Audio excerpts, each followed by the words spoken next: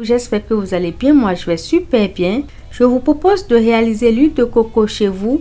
Très facile à faire et surtout qu'elle sera de qualité. Comme ingrédient, il nous faut juste des noix de coco et de l'eau chaude ou à défaut du lait de coco. Nous avons récemment posté une vidéo sur la réalisation du lait de coco fait maison. Je vous la décris brièvement. Première étape, on casse les noix de coco, on récupère la chair, on les découpe en petits morceaux, puis on les mise avec de l'eau chaude.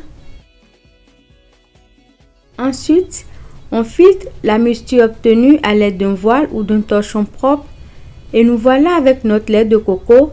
Je vous invite à suivre l'intégralité de la vidéo pour plus de détails. Le lien sera en commentaire et dans la description. Une fois que vous avez le lait de coco, plusieurs options s'offrent à vous. Je vais en énumérer que deux.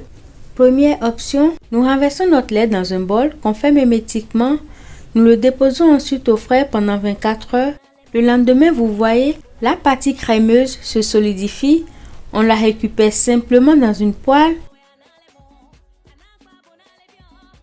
L'autre option est de laisser le lait au soleil si vous êtes pressé ou alors à température ambiante pendant 24 heures. Vous aurez la partie crémeuse du lait qui formera une mousse à la surface. Il faudra alors délicatement retirer cette mousse en évitant de prendre l'eau. Mais comme d'habitude, nous choisissons l'option la plus facile que voici. Toute la crème récupérée, nous la portons à ébullition sur feu moyen. La crème fond, l'eau s'évapore. Quelques minutes plus tard, l'huile apparaît déjà. Elle est très fluide et transparente. On pourrait presque la confondre à l'eau.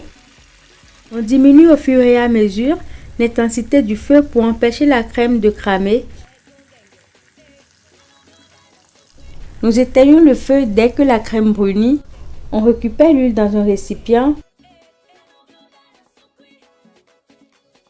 On la laisse refroidir avant de la conserver dans un pot en verre de préférence. Voilà donc notre huile de coco, encore appelée huile de copra, économique et délicieusement parfumée, prête à être utilisée en cuisine comme en cosmétique. Elle peut se conserver 2 ans à température ambiante dans un endroit frais et sec.